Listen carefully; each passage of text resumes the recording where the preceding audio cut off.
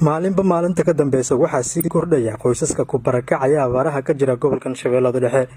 73 tuulo oo la isku yiraahdo Balcaano isla markaana hoos yimaada magaalada Jowhar ee caasimadda Hirshabelle xilligan waxaa ka jira xaalad adag oo dhanka nolosha ah. Mas'uuliyiin ka tirsan maamulka gobolka Shabeellada Dhexe iyo kan degmada Jowhar ayaa kormeer u kuurgalid ah ku gaaray tuulooyinkaasi, waxaana kormeerkooda qayb ka ah xubno ka tirsan hay'adaha samafalka ee ka howlgala gobolkan Shabeellada Dhexe.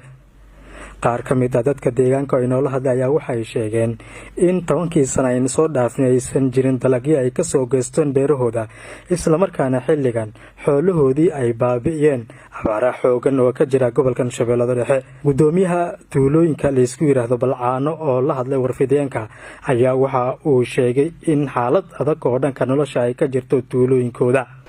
aad iyo aad aan u soo dhaweynaynaa anigoo markaas ka hadlaayo tuulooyinka isku soo duub loo yaqaano Balcaano. Balcaano waa tuulooyin fara badan oo gaarayo 73 tuulo. Abaaruhuna ay hareeyeen. Wax soo gaaray oo gargaar bini'aadanimana intaba aysan jirin. Wax abayaraadaan ku soo baxay xaaladooda maaragtay qiimeeyana aysan jirin. Xoolihii dadkii way ka dhamaadeen, eegti way ka gureen.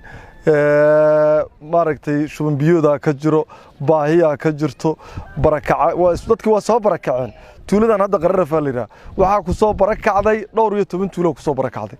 dadku iska barakacayaan qaar xamar u barakacay. cid ka horeyso amba ay u socdaan ma jiraan. intii aad ku dhimo lahayd guriga aad joogto war amaad iska hayaamtahood dad muslimaad iska heshaa dadka sidaas isaga baxeen. Gudoomiye ku-xigeenka dhanka arrimaha bulshada maamulka degmada Jowhar iyo Maxamed Nuur Cabdi Xuseen Jubba oo ku hadlayay afka hay'adaha samafalka ee gobolkan Shabeellada Dhexe ayaa waxa ay ka warbixiyeen xaddiga abaaruhu ay gaarsiisan yihiin iyo saameynta ay ku yeelatay bulshada ku nool tuulooyinka hoos yimaada magaalada Jowhar. dad aad maaragtay ay dabartarowga muuqato, macluula jirto, baahiya jirto, waxaa jira caafimaad darro. dadku waxaad moodaa xaalkooda inuusan caadi yahayn. saacadda hadda aan taaganahay waa xilli duhur ah amba waqti maaragtay 7 saac 8 saac abaaro. xoolihii meeshii loo soo filay xataa wada aragteen ay koo laba neef ka soo hirteen hal neef ay isaga xireen xaafadaha dhexdooda.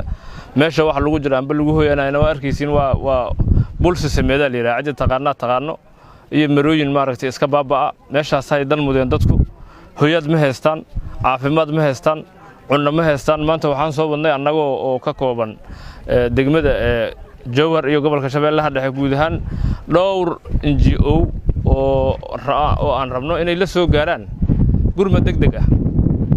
xaaladoodan ku galnay waa aragnaa, waxaan rabnaa ninka la yiraahdo baahidooda dadkan in laga jawaabo.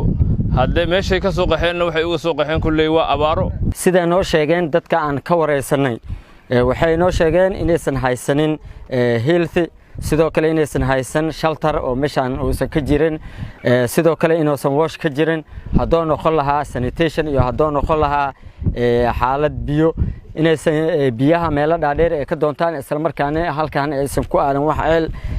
sidoo kale meeshan waxaan ku aragnay inuu ka jiro malnutrition. markaan u kurgalnay xaaladda dhabta ee ka jirto 60 DB hadda aan soo marnay waxaan ku aragnay malnutrition caruur ah, caruurtaas oo under 5 oo 5 sano ka yar oo isla markaana u baahan nafaqo. Gudoomiye ku-xigeenka dhanka arrimaha bulshada maamulka gobolka Shabeellada Dhexe Khalid Cabdiraxmaan Cadow ayaa hay'adaha samafalka ka codsaday in gargaar ay la gaaraan bulshada abaaruhu ay saameeyeen ee gobolka Shabeellada Dhexe.